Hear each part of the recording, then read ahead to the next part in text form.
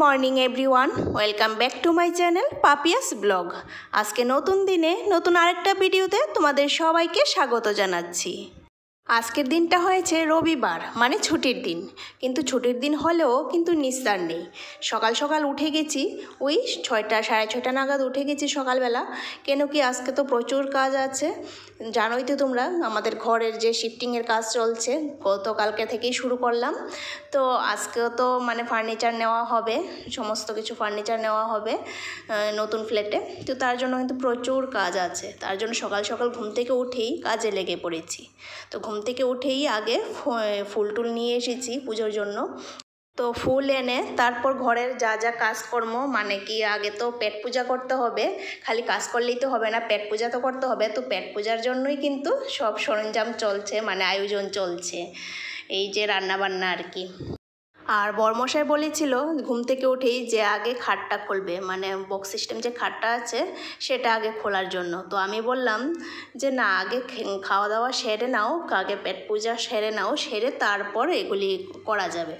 তো তার জন্য বললাম যে একটু বসো, আমি রান্নাবান্নাটা সেরে নিই। কারণ দেখবে ওইদিকে যদি আমি কাজে হাত দিয়ে দিই না, এইদিকে রান্নাটা দেরি হয়ে যাবে আর খাওয়া দাওয়ারও দেরি হয়ে যাবে। তো তার জন্য বললাম যে একটু বসো, আগে খাওয়া দাওয়া সেরে নিই, সকালবেলাও খেতে হবে আর দুপুরে রান্নাবান্না আছে।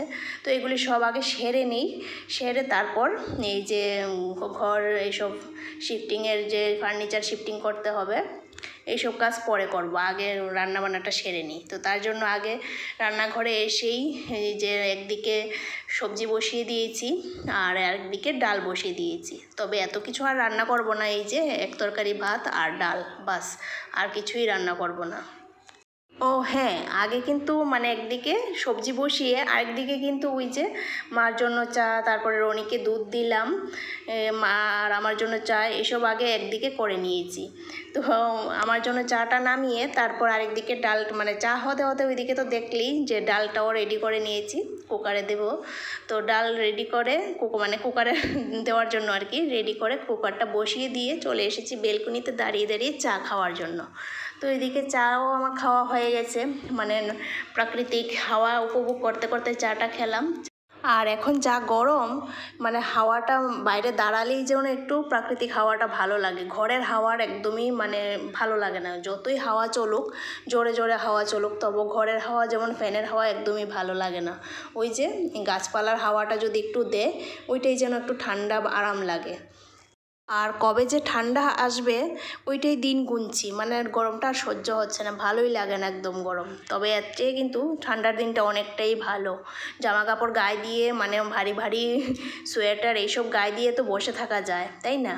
তো এদিকে কিন্তু দেখতে দেখতে আমার রান্নাবান্না কমপ্লিট হয়ে গেছে, ঝটপট রান্না কমপ্লিট করে নিলাম। রান্নাটা কমপ্লিট করে চলে এসেছি দুইজনে মিলে কাজগুলি করতে। আর ব্রেকফাস্ট এখন করব না, আর একটু পরেই করব, কারণ এই তো মাত্র চা খেলাম, চা বিস্কিট খেলাম সবাই। তো তার জন্য বরমশাইকে বললাম যে আমার যেহেতু রান্না হয়ে গেছে, চলো কাজে লেগে পড়ি, তারপর সময় যখন হবে ব্রেকফাস্টের তখন ব্রেকফাস্ট করব। তো তার জন্য এদিকে দেখতেই পারছো বেড খোলার পর এখন বেডের ভিতরে যা যা জিনিস আছে তো ওগুলি আগে বের করছে, বের করে তারপর এইসব জিনিস এখন মানে নতুন ফ্ল্যাটে নিয়ে এখন রাখা হবে। কারণ ঘরের মধ্যে সব জিনিস আর জায়গা হচ্ছে না বের করার পর, মানে ভিতর থেকে সব জিনিস বের করার পর পুরো ঘর ভর্তি হয়ে গেছে। তো বলছে যে নতুন ফ্ল্যাটে চলো আগে নিয়ে কিছু কিছু করে রাখলে ঘরটা কিছুটা খালি হবে, তাহলে ফার্নিচারগুলি খুলতে সুবিধা হবে আর কি। তো তার জন্য যা যা প্যাক করা হয়েছে ব্যাগপত্র, তো এগুলি ওই যে লিফটে করে নিয়ে যাওয়া হচ্ছে। কারণ এতগুলি ব্যাগপত্র নিয়ে সিঁড়ি দিয়ে ওঠানামা করা অনেকটাই ডিফিকাল্ট। তার জন্য সব ব্যাগপত্র মানে যা যা নেওয়া হবে একসঙ্গে তো সব নেওয়া যাবে না, তো মানে যতটুকু পারা যাচ্ছে নেওয়া হচ্ছে, ওগুলি নিয়েই এখন উপরে যাচ্ছে। আর আমার কাছে ওই নতুন ফ্ল্যাটের চাবি দিয়ে দিল, বলছে তুমি যাও সিঁড়ি দিয়ে গিয়ে দরজাটা খুললো। মানে আমরা তো এখন সেকেন্ড ফ্লোরে থাকি, আর এখন নতুন ফ্ল্যাট হয়েছে থার্ড ফ্লোরে। তো সেকেন্ড থেকে থার্ড ফ্লোরে সিঁড়ি দিয়েই যাওয়া যায়, তবে জিনিসপত্র নিয়ে যাওয়াটা ডিফিকাল্ট। তার জন্য বেশিরভাগ জিনিসগুলি নিয়ে ও লিফটে এসেছে। আর লিফটে আমার ঢোকার মতন জায়গা ছিল না, তার জন্য বললাম যে আমার কাছে চাবি দিয়ে দাও, আমি সিঁড়ি দিয়ে উঠে যাই। তো গতকালকে যে সমস্ত ব্যাগপত্র প্যাক করা হয়েছে ওইগুলি, তারপর আজকে এই বিছানাটা খোলার পর এটার ভিতরে যে সমস্ত জিনিসপত্র আছে এইসব, তারপর হালকা পাত্র যেসব জিনিস আমরা নিয়ে যেতে পারবো লিফট দিয়ে, তো ওগুলি আমরা নিয়ে গেছি, লিফট দিয়ে নিয়ে গিয়ে উপরে ফ্ল্যাটে নিয়ে রেখে দিয়েছি। আর ভারী ভারী যে সমস্ত জিনিস ওগুলি কিন্তু নেওয়া হয়নি, এগুলি এখনও রয়ে গেছে। ওগুলি ওই আরেকজনকে বললাম, আজকে সকালে গিয়ে বলে এসেছি, আমাদের সোসাইটিতেই যে কাজ করে ওদেরকে বলে এসেছি। তো ওরা আসবে বলছে, 1টার সময় আসবে, দুপুর 1টার সময় এসে ওরা নিয়ে যাবে আর কি ওইগুলি। তো আপাতত সমস্ত হালকা পাতলা যে সমস্ত আমরা নিয়ে যেতে পারবো ওইগুলি নিয়ে রেখে এসে বললাম যে এখন তো খিদে পেয়ে গেছে, চলো আগে ব্রেকফাস্টটা সেরে নিই। আর আজকে ব্রেকফাস্টও ছিল শর্টকাট। বর্মশাই বলছে যে ঘরে কিছু বানাতে হবে না ব্রেকফাস্টে, দোকান থেকে ব্রেড আর কলা নিয়ে আসবো। তো আনার পর ব্রেকফাস্ট সেরে আবার কাজে লেগে পড়লাম। তো কাজ করতে করতে এদিকে ওরাও চলে আসলো। এই যে আসার পর তো এদিকে ফার্নিচারগুলি নিয়ে যাচ্ছে এখন। আর আজকে ফার্নিচারগুলি সরানোতে একটা জিনিসের খোঁজ পেয়েছি, যেটা নাকি হারিয়ে গেছিলো। তন্ন করে এতদিন খুঁজছিলাম, যখন হারিয়ে গেছিলো আর কি, কিছুতেই মিলছিল না। কিন্তু আজকে যখন ফার্নিচারগুলি সরানো হচ্ছিল, আমার বেডরুমে যে আলমিরাটা ছিল, আলমিরাটা সরানোর পর এই জিনিসটার খোঁজ পাওয়া গেছে। সেটা হয়েছে গোপালের ড্রেস আর কি, নতুন ড্রেস। তো এটা হয়েছে আমার বোন যখন এসেছিলো এখানে, তখন বৃন্দাবন থেকে এই গোপালের জন্য নতুন ড্রেস কিনেছিল কয়েকটা। তো এগুলি যখন ওরা যাচ্ছিল বাড়িতে, যাওয়ার সময় পেকিং করার সময় ওর মেয়ে কি করেছে, এটাকে নিয়ে আবার কি করছে, ও তো ছোট্ট না, তো ও এটাকে নিয়ে খেলা করছিল, এদিক ওদিক নিয়ে ফেলছিল। তো এরকম করতে করতে কোথায় যে নিয়ে রেখেছে ও নিজেও বলতে পারে না। তারপর তো আর এটা পাওয়া যাচ্ছেই না, অনেক খোঁজাখুঁজি হয়েছে, কিছুতেই মিলছিল না। তো আজকে ফার্নিচার সরানোর পর পাওয়া গেল। যাই হোক, অনেক দিন পর এটা পেলাম, এটা পেয়ে অনেক খুশিই লাগলো। গুড ইভিনিং, এখন বাজে রাত্রি 7:45, আর অনেকটা টাইম পরেই আবার তোমাদের সামনে এসেছি।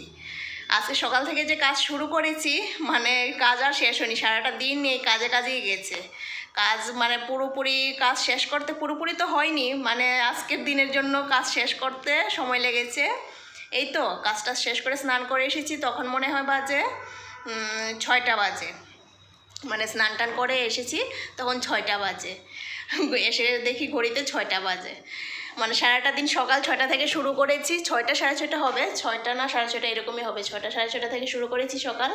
আর রাত্রিবেলা এই যে ঘর দুয়ার সেটিং করা, এই ফার্নিচার সেটিং করা, এইসব করতে করতে একদম বিকেল হয়ে গেছে। যে স্নান টান সেরে আসতে সেই 6টা বাজে। এখনও তো পুরোপুরি কাজ কমপ্লিট হয়নি, এখন এসেছি। কিন্তু আমরা আমাদের যে নতুন ফ্ল্যাট যে নিয়েছি, এটাতে এসেছি, এখন কিছু জিনিস নিয়ে এসেছি আর কি।